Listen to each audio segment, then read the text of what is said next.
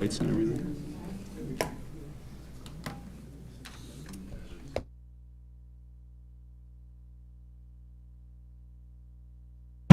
Meeting's called to order. If we could stand for the pledge.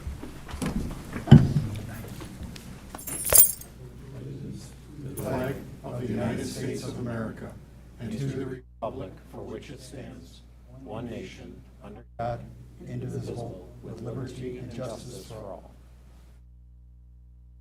I'd like to welcome everyone to the November regular meeting of the Community High School District 94 Board of Education. Mission statement, please. Community High School strives to promote and provide growth experiences in learning, leadership, and living. Thank you, Rich. Board agreements, please. Board member expectations. Board members will assume positive intent. Board members will treat each other with respect and be open and honest with each other and with the superintendent. Board members will speak professionally and keep discussions at board meetings relevant and focused. Thank you, Lynn. Roll call, please. Mr. Brown? Here. Ms. Casey Mayer? Here.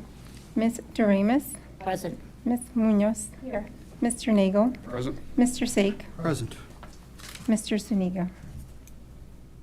All right, that brings us to Student of the Month. West Chicago Community High School has selected Alexander Bradley of West Chicago as Student of the Month for October 2023. Alex was selected by his teacher, who said he's a great student who directs and takes charge of drama activities. He does so much and maintains a positive attitude.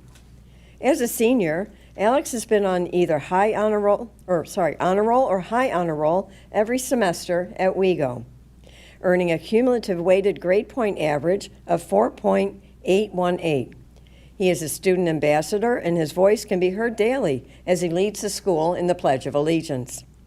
Alex is a member of WeGo Drama, currently serving on the executive board, film club, and the speech team, where he currently serves as captain.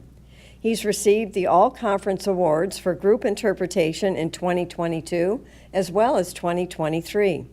The All-Sectional Awards for group interpretation and contest play in 2023, and the All-State Award for Group Interpretation in 2023. He was a state qualifier for drama in 2021, 22, and 23, and for group interpretation in 2023. Speech Conference Champion 2023, and sectional qualifier for Speech 2023. Finally, receiving the first place exemplary rating for IHSA short film. Alex explains, "My favorite high school memory was when our contest play won sectionals my sophomore year. I remember that day being a very long, rewarding, and fun day. It was really cool to see a bunch of other kids perform, and it was nice that our hard work paid off in the end. I remember the bus ride back being full of energy, and everyone was going crazy and yelling with excitement.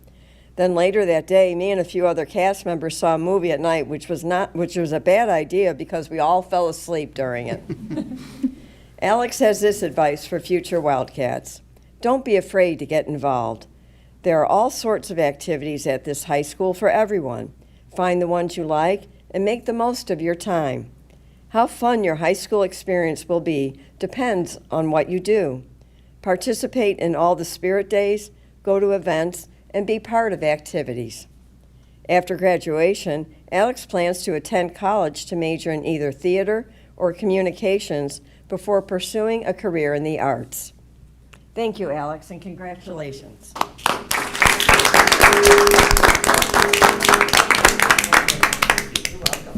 Congratulations, Alex. That brings us to good news of the district. You know, it looks like our good news of the district might be running a little late, so when he gets here, maybe we can insert that agenda item. All right, then. Absolutely. That will bring us to public participation. This is the portion of the meeting where any member of the public can address the Board of Education on any topic. We welcome your comments and will carefully listen to your concerns. We will not be able to engage in a dialogue during public participation, but when appropriate, we will direct the administration to follow up. Presentations are limited to no more than 5 minutes per person, with a total time limit of 30 minutes for public participation. If you wish to make personal charges or complaints against individual employees, volunteers, or students of the district, we request that you send the board your concerns in writing rather than stating those concerns during public comment. If anyone currently present wishes to make public comment and hasn't already done so, please fill out one of the comment forms in the back of the room and hand it to someone seated at the table. And at this point, we have received no electronic public comments, and no one has indicated a desire to make public comment. What a good So- time to do good news of the district. Okay, let's move back to good news of the district. It'll be my public comment. Okay.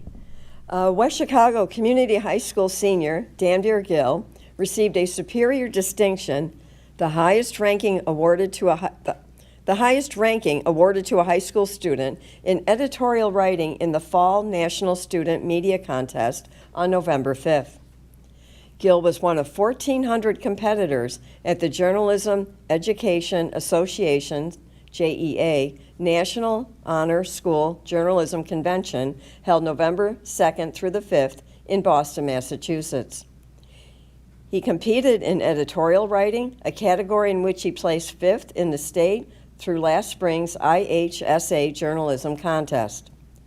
Gill was one of just 92, which is 6%, of students to place in the superior category.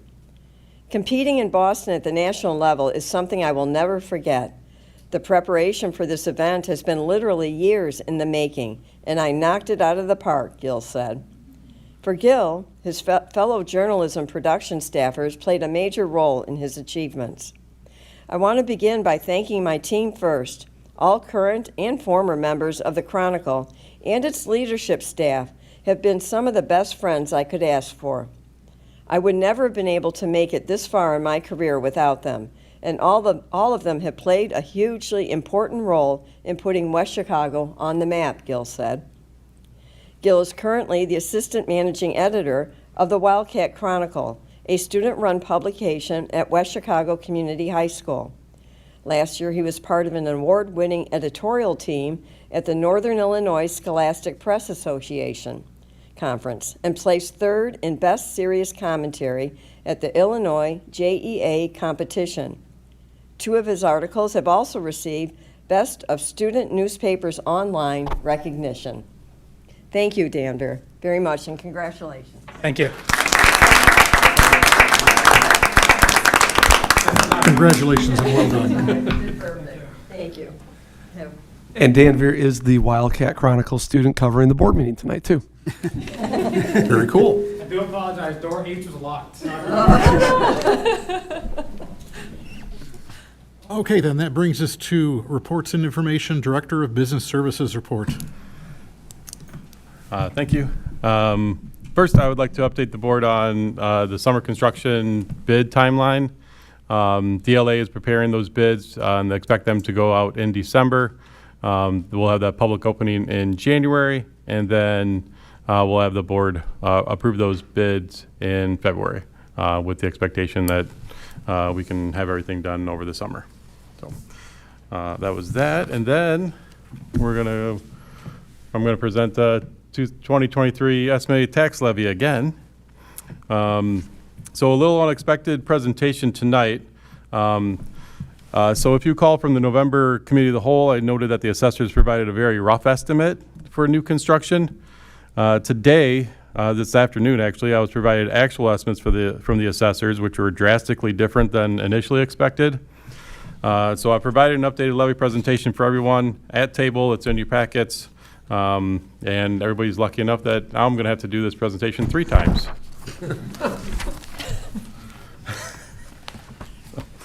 So as we start the fiscal year in July, we see how the budget and the levy are connected in this annual process, and one cannot happen without the other. So what is a tax levy? A tax levy is the amount of money the district requests to meet our anticipated needs, which include salaries, benefits, maintenance, curriculum, and facility needs. What is the tax rate? The tax rate is a calculation of the total tax levy divided by all the property owners' EAV. The tax rate is then used to determine levy dollars across all property owners. In 1991, the Illinois General Assembly passed the PTEL law, better known as the tax cap law. This initially only affected those collar counties around Cook County, but was also extended to Cook County in 1995.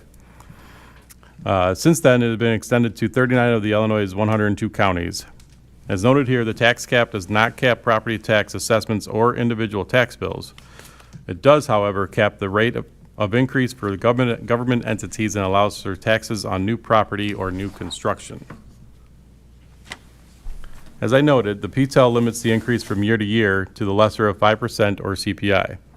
As we know, the December 2022 CPI was 6.5%, which will be limited to 5% when calculating the 2023 tax levy.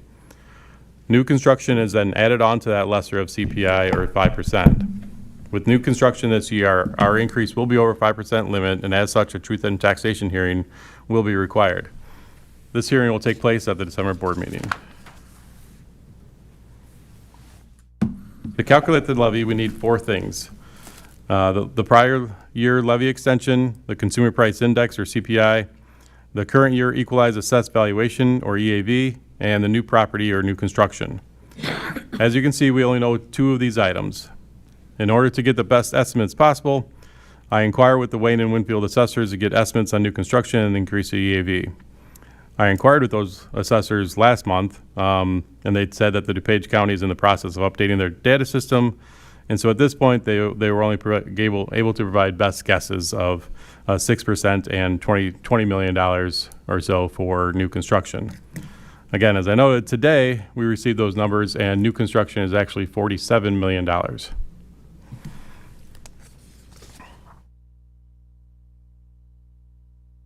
One of the items we do know is CPI, or the Consumer Price Index. Here's a 10-year history of CPI. We use the December 2022 value for our calculations this year, which is noted at 6.5%.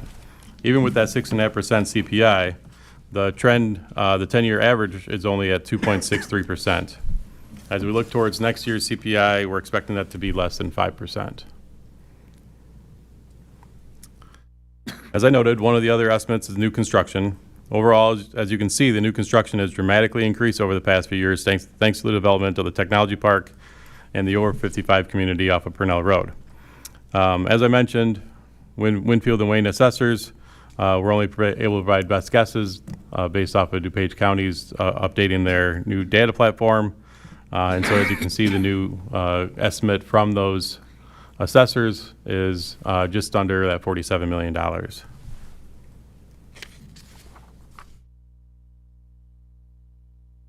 One of the ways we estimate the change in estimated assessed value, equalized assessed value, is to look at prior years and the trends, as well as talking with local assessors. The chart represents the community's EAV history and its change from year to year. As you can see from the blue bars, the EAV continues to increase at a steady rate, and that change is represented by the red dotted line, which is right around 6%. According to our assessors, we should have an average of right around that 6% again. This chart provides the annual increases to the tax levy extensions. Recent increases are mainly due to new construction, which accounts for around 2.5% of these increases each year. Reporting fund balances or cash reserves are a newly required section of the school code when discussing the levy. These are the cash and fund balances as of 6/30/23, as reported on our audited financial statements. Since we report our balances under the cash basis of accounting, our cash and fund balances are basically the same. Ed fund is at 17.6, O&M 4.9 million, transportation funds at 1.4 million. You notice a couple of funds that are over 100%. The levy for those specific funds will be held flat with no increase or actually lower than last year's extensions. For a new press policy in Illinois School Code 17-1.10, schools are now required to present to the board the annual average expenditures of its operational funds for the previous 3 fiscal years at or before the adoption of the tax levy. So if the district's cash balances are 2.5 times larger than the average noted, then a reserve reduction plan would need to be filed. District 94 would not need to file this plan with ISB as we do not meet that criteria. Again, this requirement technically does not go in place until next year. So now that we have a little background of that, of what goes into the tax levy, we'll talk about the current request. The request is $30.6 million and is based on the 5% increase for CPI and that newly found out $47 million of new construction. This is an increase of 8.23% from the prior year extension. At the November COW meeting, if you recall, those estimates were based off of the assessor's best guess, which was not close to that new estimated construction number. Thus, we're here doing an updated presentation. The truth in taxation hearing will be required, which will be done at the December board meeting. I expect the extension to be finalized closer to $30.4 million, based on a 6% increase in the $47 million in new construction. So let's break that down a little further. We have a prior year extension of one of the knowns multiplied by the CPI, another known, which is maxed out at 5%. So based on CPI, the district's request would be an additional $1.4 million.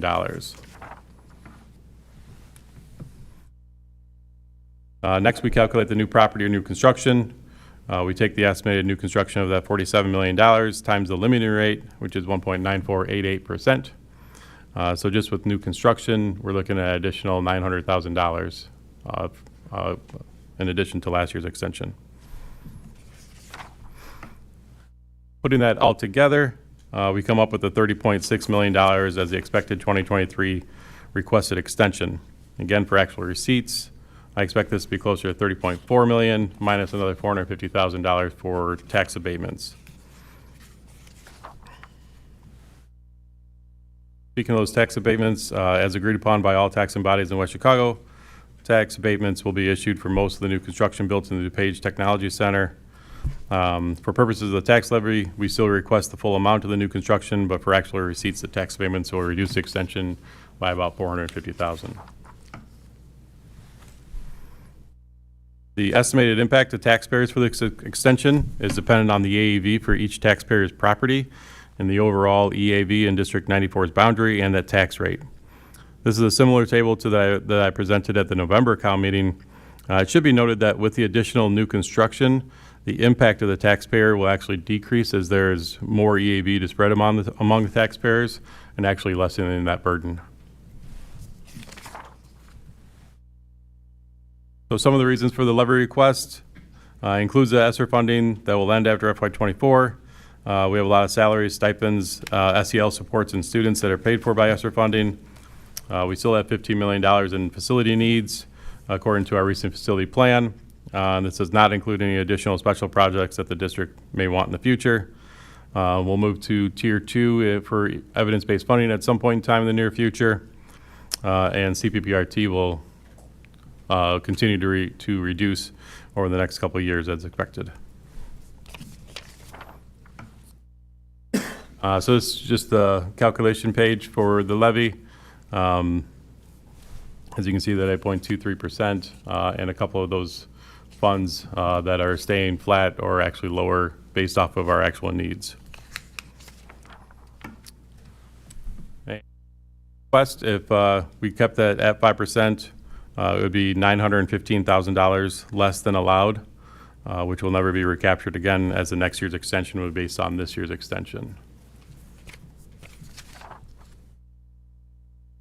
Timeline that will continue to follow. Public notice will be posted on December. The deadline for 20 days before that public hearing will be November 29th. So we were lucky to get that information today. Any questions? Do we know where that extra $27 million is coming from? That's a big jump. Yeah, so the best guess on that is that last year there were portions that came onto our property tax rolls of new construction, and it was smaller portions, and then this year there was just larger portions. Again, the $20 million that he gave me was, he only noted that it was best guess was like, you're probably a little less than last year, which is where the $20 million came from. So again, the assessors were taking a best guess. Unfortunately, it wasn't a very good guess at all. So when they give you a number, they don't necessarily give you a breakdown, they just give you a bulk number? Correct. So we don't know if it's residential or industrial or anything? We can make the assumption that it's all commercial out at the DuPage Technology. A lot of the warehouses that had just went up.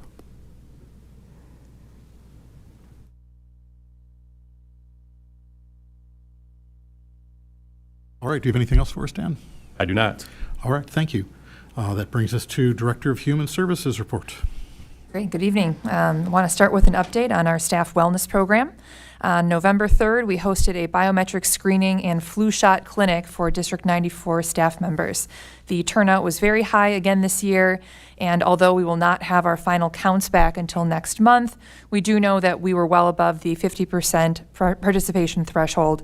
Although this is our largest annual event, the other wellness programming has also been very well received this year, including a cardio kickboxing event at the November Staff Development Day that filled about half of the field house with staff members. And lastly, November 15th, the district recognized School Board Member Appreciation Day. We are grateful for your commitment to our students' success and well-being and for giving so much of yourselves to serve this community. Please find a sweet treat as well as notes of thanks from the District 94 staff members at your seat, which is just a small token of our appreciation for all of you. And that concludes my report. Thank you, Julie. That brings us to Principal's report. Good evening. I'm excited to update the board tonight on the many exciting things that have happened since we last met. In this week of gratitude and giving thanks, I'd like to share a video that was completed through the WeGo Narrative Project. This video is a reminder of the great staff, students, and powerful relationships that we create here at WeGo every day.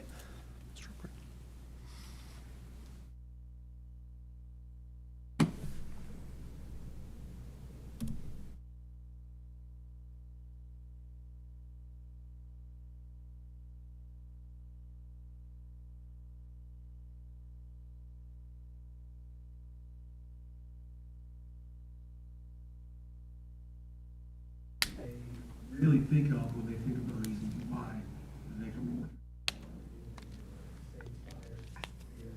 All right, so I have a letter here I'd like to read to you. The whole purpose of this was they asked us to write a letter to people who impacted us as teachers.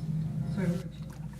Oh, I'm gonna cry. Oh, I can't cry. Dear Callie. Dear Anna. Dear Shake. Dear Sarah, this month every staff member is pausing to encourage one Wildcat student.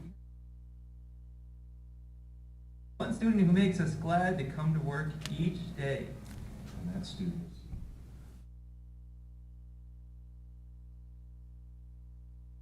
Tu eres ese estudiante. And you Are that wildcat. You are that Wildcat. Or that wildcat. You are that wildcat. Tú eres ese Wildcat. You are that wildcat. When we were asked, Wildcat, who makes us excited to come to work, you immediately popped. I'm sure where to start in telling you just how special and wonderful of a human being that you are. You have such a bright light in every classroom that you enter. With this being my first year at WeGo, the moment we got together, you always made me feel welcomed, part of the team, and excited for school each day. To me, absolutely, like through the roof, amazing. Oh, I appreciate your positive attitude and leadership skills. Your kindness and positive energy make a real difference in our community, and I'm You are the hardest working Wildcat I know. You overcome obstacles. You are motivated. You are driven. Like to be better at everything you do, whether it's in the classroom, in sports, or in the weight room, is one that every teacher and coach wants for all their students.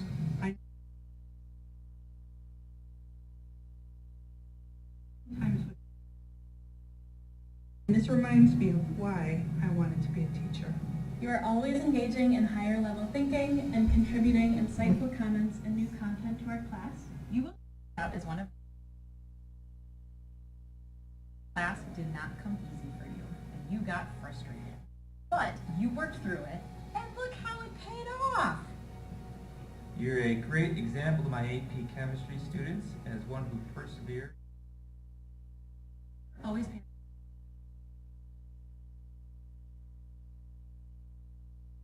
That you think to share your food from foods class with me. You are a great.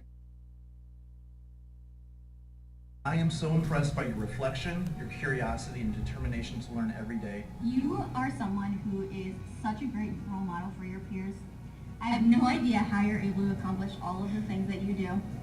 You're such a high-achieving student that manages to be incredibly involved with as much as you can. From creating artwork to playing.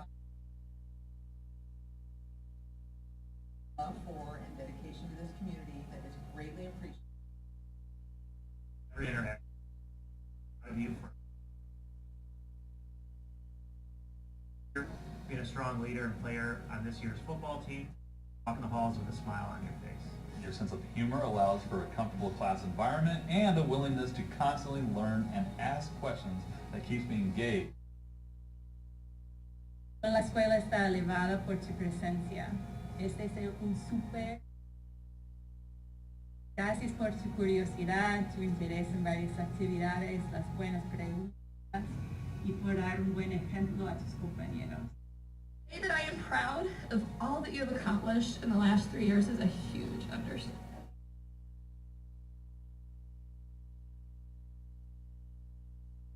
I'm so proud of you, Adamani. Thank you for being the amazing person and student that you are. I'm really proud of you. I really, truly are making.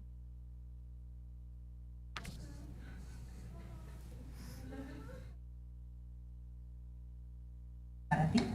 Y nomás quería decir gracias por ser como sea, por ayudar a tus compañeros, por trabajar muy bien en nuestra clase y por ser una buen estudiante, un buen ejemplo para los demás.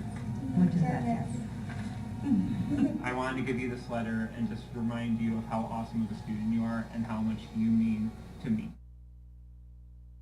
Thank you so much. I didn't realize I would be like this. Keep up the good work and keep being you. Thank you. Keep working hard, uplifting others, and spreading joy. You are one amazing athlete. Oh, I love that. That's so nice. Thank you so much. Welcome. You deserve it. Thank you. You're welcome. That's so nice. This is for you. Oh, I appreciate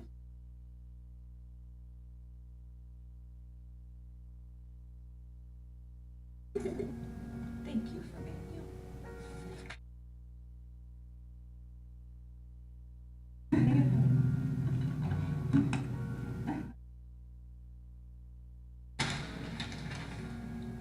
All right.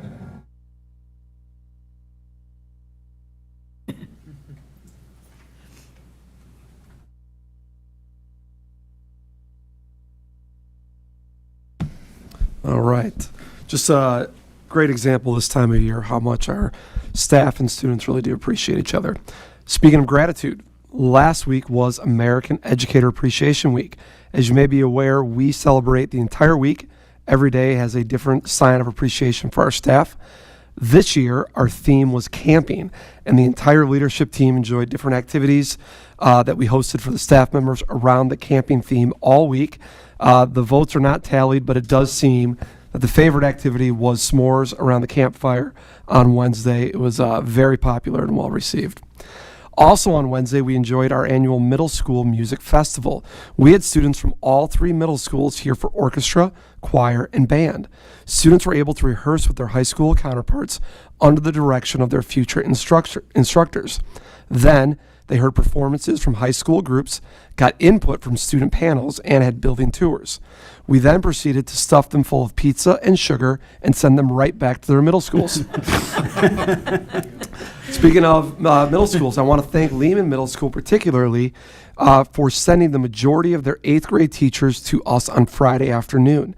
Their staff were able to observe numerous 9th grade classrooms as part of our ongoing articulation work. This trip is really important every year because it allows 8th grade faculty teachers to understand what the next phase of instruction for their students will look like. I escorted one science teacher around, and I can say that Mr. Casper is now a celebrity as every student recognized him, which was great. Also, last Friday, we had our 3rd Wildcat Pride Breakfast of the year. This event is another wonderful celebration of students who are recognized by staff for their display of Wildcat values each month. If you have not been able to attend one of these events yet, I do encourage you to find time. They are held at 7:30 a.m. on the 3rd Friday of each month right here in this room. Also, since we last met, WeGo Drama had a very successful production of Charlie and the Chocolate Factory. As always, the event was incredibly well attended and family friendly. I know my 6-year-old particularly enjoyed the scene with the giant squirrel that was played by our student of the month, Alex. It was very well done. I do want to extend a congratulations to all of our fall athletes. As we all know, we had an incredibly successful fall season. We had a playoff qualifying football team, a state qualifying cross-country runner, conference champion volleyball team, a regional champion soccer team, and sectional champion swim team. To say the season was a success would be an understatement, and our winter teams are already in high gear, many of them having already competed. I also want to remind you that the monthly discipline and attendance reports are in your packet. And finally, I'd like to introduce this month's student representative, Sebastian Alvarez Soto. Sebastian is a senior student who is involved in numerous clubs, activities, and is a fixture in our school, and I'm looking forward to hearing about his experiences here as a student. Good evening. My name is Sebastian Alvarez Soto. I am a senior here at West Chicago. Before I begin, I would like to thank Dr. Dwyer for allowing me to represent the student body and entrusting me tonight.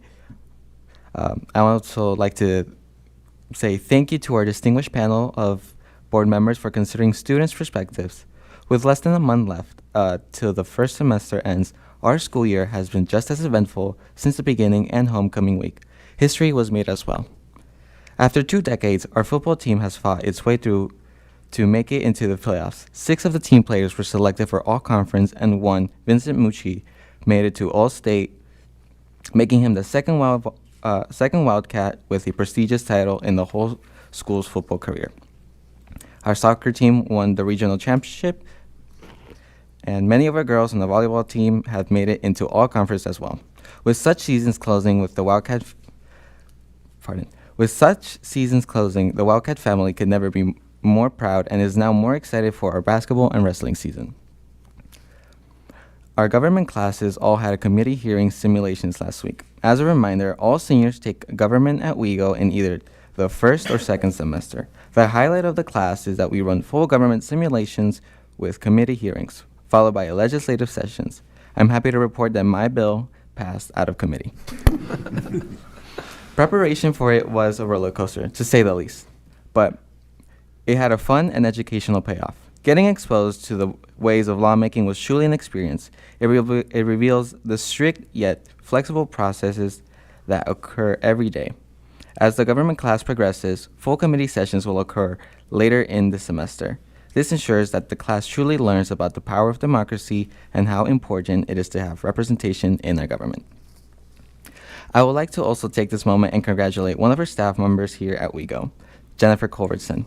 Mrs. Culbertson was awarded the Avid CEO Educator of the Week Award. She is a prime example of how our staff is pushing for greater success for both students and the community. This one's for you, Cece. Moving on to our music department, this week of the 13th, our band, orchestra, and choir students gave our incoming freshmen a tour and a presentation about the music program offered here at WeGo. Although I did not partake in it, it was great to see future Wildcats in the halls, and many of my friends commented on how positive the day was. As clubs are emerging with new fundraisers and charities as well, our family, career, and community leaders are running a can drive in which students can donate non-perishable goods to make up PE classes. This is both helpful to food banks and the students who need to raise their grades for that class. They had also sold elotes for the Halloween week. The National Honor Society had a pretzel bite sale and is planning for a Walk for Life campaign. WeGo Global is planning to start selling candy cane grams to raise money for better education all over the world. So teachers, expect a surprise from Santa and his crew soon. As we near the end of the first semester, our school year has never been more alive with spirit. I am proud to call this a community high school. Everyone involved in the Wildcat family truly sets the standard and lives up to the name. Thank you all for your time and listening, and hope you all have a wonderful Thanksgiving. Thank you for that wonderful report, Sebastian. And Will, thank you for showing us that video. That is a good reminder of why we all do what we do, so thank you for that. And that brings us to Superintendent's report. Thank you, Bob. Good evening, everyone. We are you as the board, are well underway in the search for your next superintendent of schools. Search firm WP & Associates has completed the leadership profile after receiving input from the community stakeholders, and they will conduct interview training with the board at the December 5th special meeting. BWP representatives are in the process of narrowing the candidate pool of over 30 applicants to a group of 6 that you will interview the week of December 11th. Thanks to everyone's flexibility with scheduling those dates for the interviews. Thanks also to members of the board who were able to attend the joint annual conference this weekend. This conference brings together each year 3 of the education-related organizations in Illinois. They include the Illinois Association of School Boards, the Illinois Association of School Business Officials, and the Illinois Association of School Administrators. We appreciate the commitment from you as elected members of the board for taking time from your families and personal commitments to learn together and network with your peers from across the state. We received 1 FOIA request since the last board meeting, and Julie Schwartzloff, our Director of Human Resources, has responded within the appropriate time frame.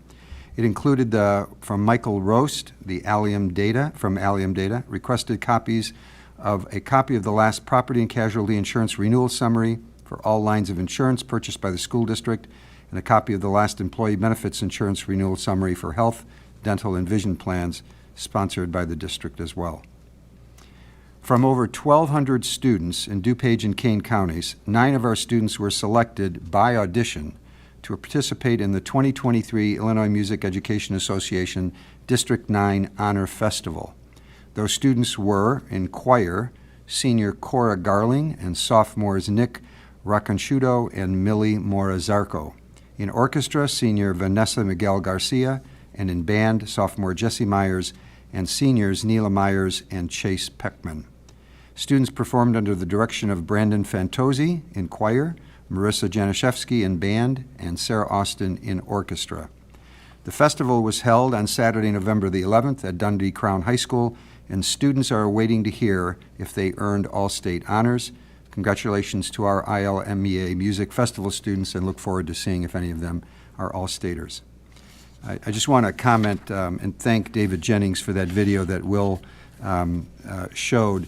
I don't know whose idea that was, but as probably the longest-standing educator in the room, maybe even in the school, I wish that in 1973, when I started teaching, somebody had that idea. Because I thought of all the students in my career that made a difference in my life, personally and professionally, and I wish I could write them a letter of thanks. So thank you, Will, for doing that. If it didn't bring a tear to your eye, check your heart. Finally, John and I would like to extend a heartfelt thanks this 2023 Thanksgiving. I dare say that I don't think John nor I thought back in mid-July that we would be sitting at this table at Thanksgiving. But here we are, and we are very grateful. First of all, to the board for its service and for giving us the opportunity to serve District 94. To our district building and school leadership teams for their leadership, support, and service to the district and to the school. To our faculty for their guidance, knowledge, skill, and caring of our students. To our support staff for their dedication and good work, supporting all of the programs and people that make the high school work for students each and every day. To our parents for sharing with us, their children, their most prized assets, and giving us all the opportunity to help them grow. And finally, to our community for providing the financial resources necessary so that our high school can be the best place it is for kids. Happy Thanksgiving, everyone. Mr. Brown and the Board of Education, I also wanted to extend just a note of sympathy to the Hughes family. Many people in our school community know the Hughes for many years. They recently lost one of their family members, Barbara. Barbara's husband, Ren, had written a letter of thanks. We sent a plant to the family for the memorial service from the Board of Education and the community. So I'll pass the thank you note around from Ren. All right, thank you for that report, gentlemen. And that brings us to committee and representative reports. So I was unable to attend the Deos board meeting last week, but I wanted to provide the board with some information that was provided to the board of directors. So at your places and in the updated board book, you'll find the executive director's report, the annual goals for the executive director, the TCD calendar for 23-24, the TCD 23-24 demographics report, which is a student demographics report, and the Illinois State Board of Education state CTE funding formula update. And just briefly, I'd like to go through an item from each one of those. First of all, the enrollment for TCD is up by 94 students over last year. Secondly, the DEOS Executive Director's goals include the following. Work on the pathways, which you heard a presentation about in November from Mary Howard and some others. A review of all TCD programs, the TCD program marketing plan, and then finally, a strategic plan process that is to begin in 2024. In your packets also, you'll find the TCD calendar for next year and a brief demographic report of the TCD students, which is interesting in just looking at the numbers. ISBE State CTE funding formula update. So the state is in the process of modifying the CTE funding to districts. It's been a long process, and they are in the middle of a review of the current funding formula as well as a proposed new one. And then finally, that proposed new funding formula will be phased in over a 4-year period if it is approved sometime in late spring of this school year. If you have questions about any of the items in those DEOS items, please feel free to email or give me a call, and I'll be happy to answer them for you. Great. Anything from the world of Lend? Yes, we did have a meeting on October 27th, and thank you to Dan Oberg for attending that meeting with me. There were 2 noteworthy items discussed at the meeting, which included the TRS Tier 2 House pension hearings and the fall upcoming, which is now in the past, fall veto session.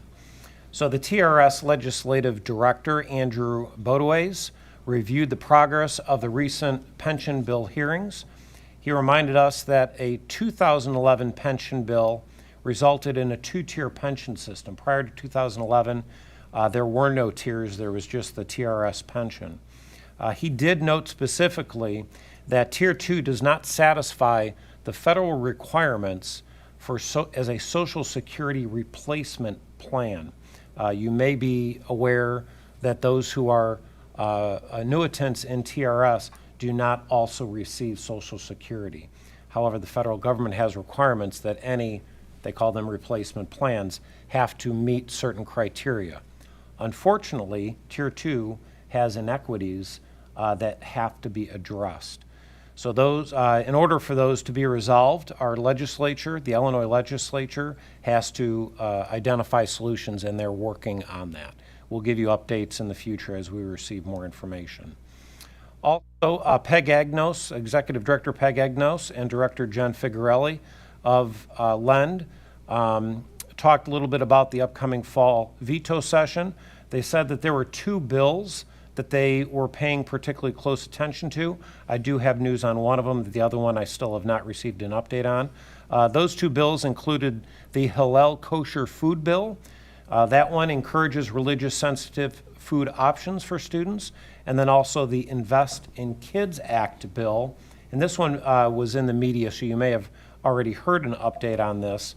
It was originally proposed to be extended through 2029. And now that the veto session has ended, I can confirm that the Invest in Kids Act bill was not called, and therefore it expired. So that is not on the table any longer. Again, we will watch for continued updates on the Hillel Kosher Food Bill, and we will provide that with you.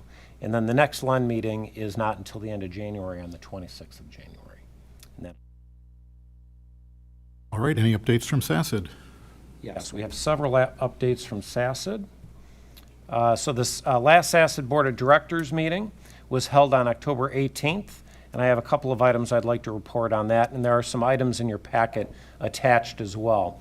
So you will note that there is an attached Cooperative Corner newsletter, and that highlights some of the recent activities of our special education cooperative, guided by Mr. Nelson and Dr. Gunnell, the interim executive directors. Please let me know if you have any questions about the items in the newsletter. Jim and Jimmy informed us of the cooperative's efforts also to utilize social media to share stories of all of the exciting programs for our students who attend SACID programs. They have established clear employee guidelines for social media use for employees. There's also a memo attached in your packet regarding updates of the health, life, safety work at Southeast Academy. That is their one and only facility. This health, life, safety work involves replacing the HVAC mechanical systems, and it is planned to be, or it is slated to be completed not until the summer of 2025. So that's well over a year and a half away, and that's because of substantial lead times, but they're going to be going out to bid later this school year for those projects.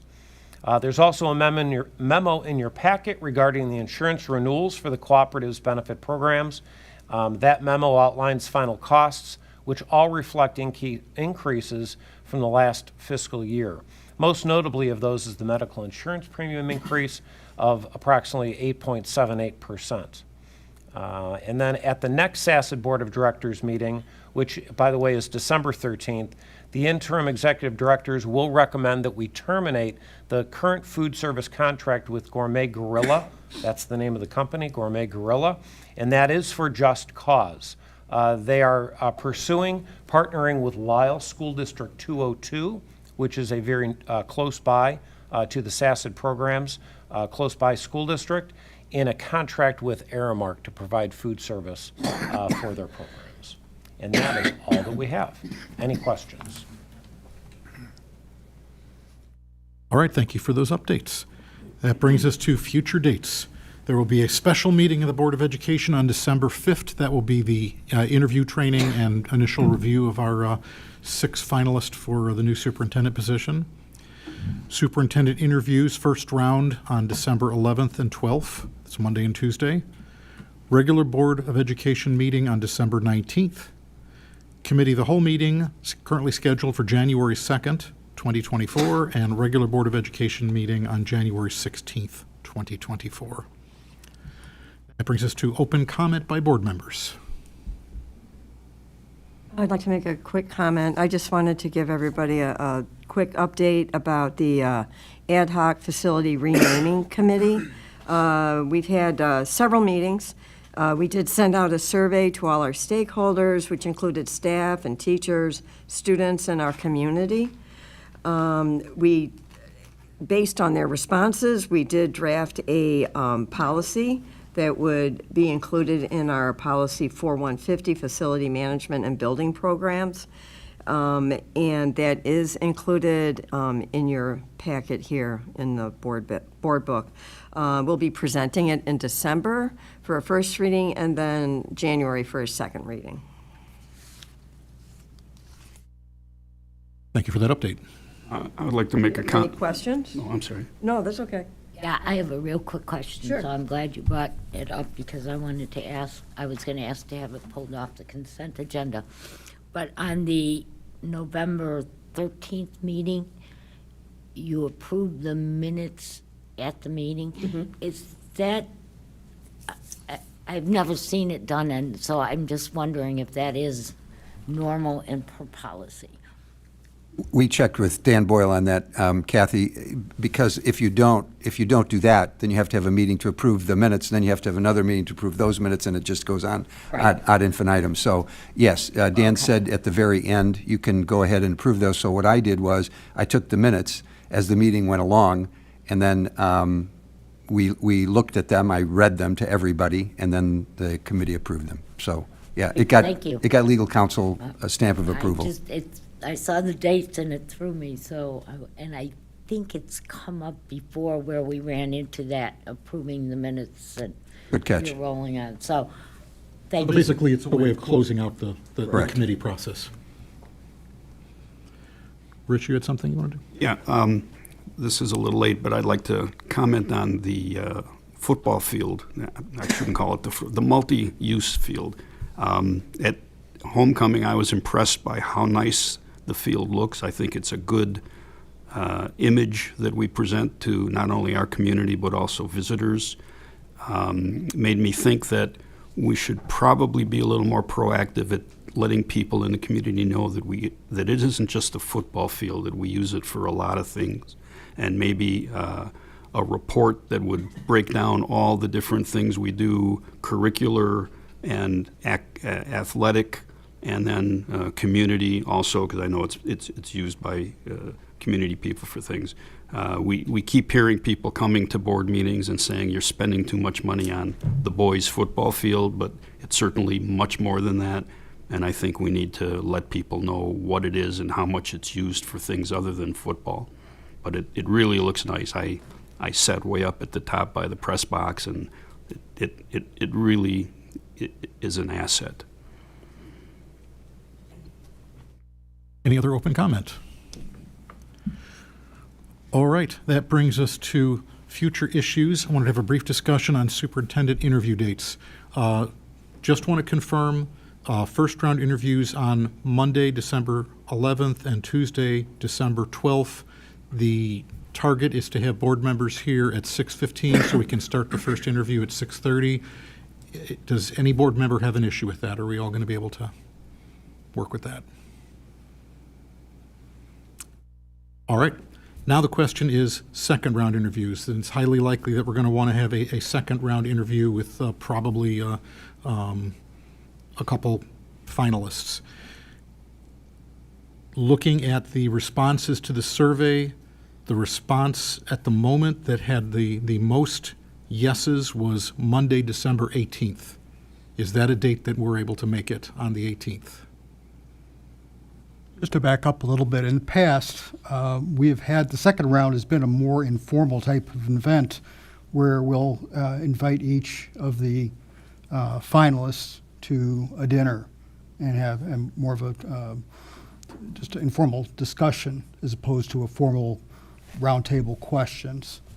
And that's worked out very well. You learn a lot more about the candidate's personality, how they react to things differently than they do in a formal setting. Some boards do that. I've participated in one round of that at 34. I've also participated in where it is a more formal interview process. If we were to do that and if we had two finalists, then we would need 2 additional dates for second round rather than 1 additional date, which may be problematic. You don't want to eat 2 dinners in one night? That might be a little difficult. Now, Kathy, I saw you shaking your head. Is the 18th unavailable? It's not going to work for me, unfortunately. Okay, if not the 18th, then the other dates that had the most people that responded yes would be Sunday afternoon, the 17th at 1 p.m. or Thursday, the 14th. Both of those had 3 people that confirmed they definitely could make it. I'm okay with the 14th. Me too. Rich?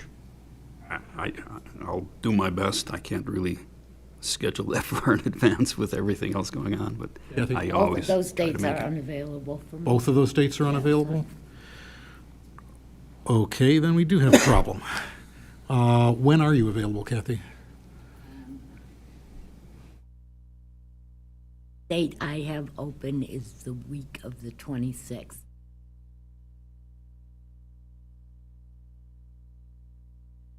You said Christmas week is the first day you're available.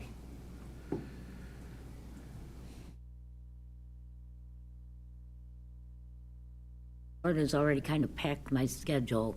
The other dates are going. Work has a number of events going through those last 2 weeks. All right, given that it's that far out, we're probably going to have to circle back and put out another poll and see what people's availability might be. That is, I suspect a fair number of people are going to be pretty busy those couple weeks, and that likely pushes us into January before we could do a second round, which is definitely less than ideal. There is the potential that we could lose our ideal candidate at that point if another district is able to swoop in. Because Kathy, you did indicate on the survey that and the reason I brought it up was you indicated yes on Sunday the 17th. And I had a family engagement come up in the meantime, so. So literally the only dates other than our regular board meeting the 19th and December 5th and the 11th and 12th, you have absolutely nothing until Christmas. I have absolutely nothing. In fact, the regular board meeting is going to be a challenge. So, fortunately, December is a very, very busy time. All right, I guess to start us out then, if you could email your dates that you are available to John and Attila, and we're going to have to restart a poll at that point because it is important that we have all 7 of us at these interviews.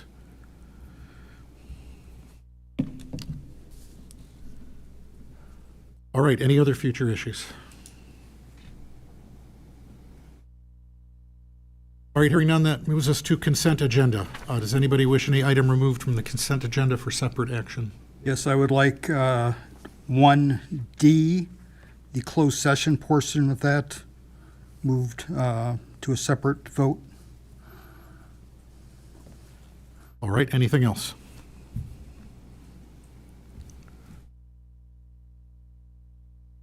All right, recommended motion is to approve the consent agenda, which includes approval of the minutes from the facility renaming ad hoc committee meeting on October 2nd, the open and closed regular Board of Education meeting on October 17th, the facility renaming ad hoc committee meeting from October 23rd, the facility renaming ad hoc committee meeting from November 13th, the financial reports as presented, the personnel report as presented.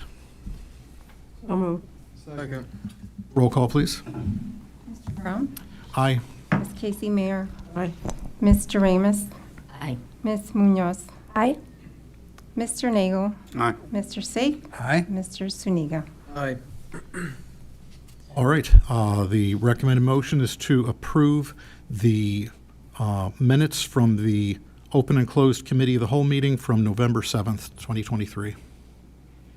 I'll ask that to be done after closed session. For approval of minutes? Yes.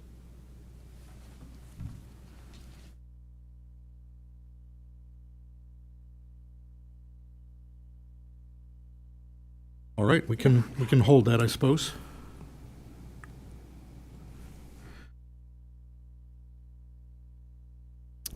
All right, there being no old business, that brings us to new business. Hygieneering remediation proposal. The recommended motion that the Board of Education approve the proposal for remediation services from Hygieneering Inc., Willowbrook, Illinois, in the amount of $7,150 per the presented proposal. So moved. Second. Is there any discussion? Roll call, please. Casey Mayer? Aye. Mr. Ramus? Aye. Ms. Munoz? Aye. Mr. Nagel? Aye. Mr. Sake? Aye. Mr. Zuniga? Aye. Mr. Brown? Aye. All right, the motion carries. Next, the Kubota utility vehicle quote. Recommended motion that the Board of Education approve the purchase of a Kubota utility vehicle from First Choice Equipment, LLC, West Chicago, Illinois, in the amount of $18,253.40. So moved. Second. Is there any discussion? Mr. Zuniga? Aye. Mr. Sake? Aye. Mr. Nagel? Aye. Ms. Munoz? Aye. Mr. Ramus? Aye. Ms. Casey Mayer? Aye. Mr. Brown? Aye. All right, motion carries. Next up is backup generator service quote. Recommended motions that the Board of Education approve the 2 proposals for service on 2 generators from Altifer Cat, Addison, Illinois, in the amounts of $5,860.85 and $5,406. So moved. Second. Any discussion? Roll call, please. Mr. Brown? Aye. Ms. Casey Mayer? Aye. Mr. Ramus? Aye. Ms. Munoz? Aye. Mr. Nagel? Aye. Mr. Sake? Aye. Mr. Zuniga? Aye. Motion carries. That brings us to roof replacement and repair proposals. The recommended motions that the Board of Education approve the 3 proposals for roof replacement and repairs from Olson Roofing, Inc., Aurora, Illinois, as presented. So moved. Second. Any discussion? Is there a total listed there? Not listed in the agenda. Yeah, the totals are in the proposals Okay. themselves. Okay.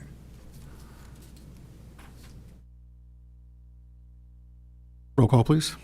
Ms. Munoz? Aye. Mr. Nagel? Aye. Mr. Sake? Aye. Mr. Zuniga? Aye. Mr. Brown? Aye. Ms. Casey Mayer. Aye. Ms. Doremus. Aye.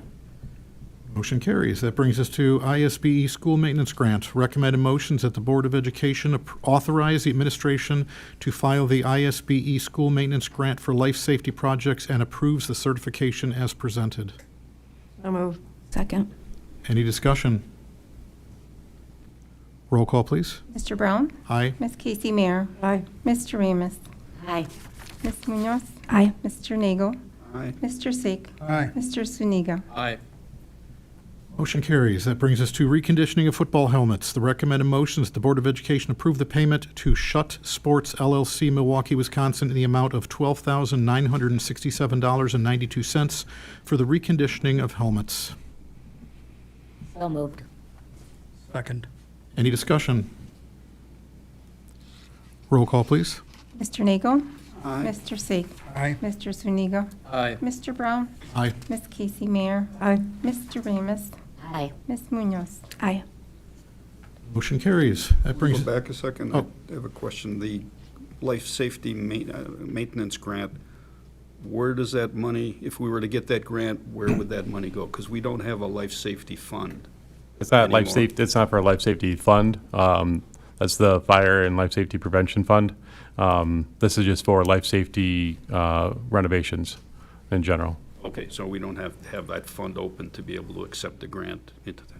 Thank you. I forgot to ask that when we were talking. All right, that brings us to freight elevator repair. Recommended motion that the Board of Education approve the service and repair order from Otis Elevator Company, Lombard, Illinois, in the amount of $8,814.50 for repairs to the freight elevator. Moved. Second. Any discussion? Roll call, please. Mr. Brown. Aye. Ms. Casey Mayer. Aye. Ms. Doremus. Aye. Ms. Munoz. Aye. Mr. Nagel. Aye. Mr. Sake. Aye. Mr. Suniga. Aye. Motion carries. That brings us to server license update for additional cameras. Recommended motions that the Board of Education approve the purchase of additional camera licenses and support software agreement updates to existing servers from Thompson Electronics Company, Naperville, Illinois, in the amount of $14,250. So moved. Second. Any discussion? Roll call, please.